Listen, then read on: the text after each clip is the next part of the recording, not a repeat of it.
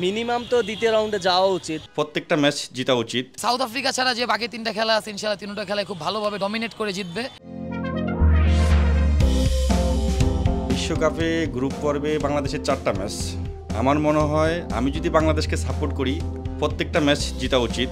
তারপরেও আপনার দল হিসাবে আপনার যদি ধরেন আপনার তাহলে বাংলাদেশ শ্রীলঙ্কার সাথে জেতার সম্ভাবনা আছে, নেদারল্যান্ডসের সাথে জেতার সম্ভাবনা আছে, তারপরে নেপালের সাথে জেতার সম্ভাবনা আছে, সাউথ আফ্রিকার সাথে 50-50 হতে পারে। যদি ভালো খেলে তাহলে যারা ভালো খেলে তারাই জিতবে।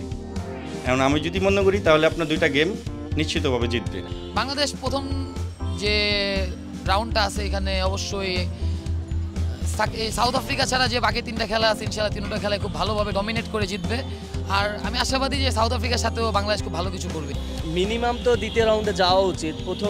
প্রথম রাউন্ডে আমার কাছে মনে হয় যে শ্রীলঙ্কার সাথে ম্যাচ আছে এবং হচ্ছে এরপরে আরেকটা নেপালের সাথে মেবি ম্যাচ আছে, সাউথ আফ্রিকার সাথে ম্যাচ আছে।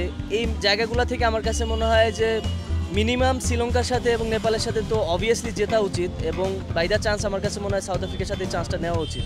খুব আমার কাছে ভালোভাবে মনে হয়।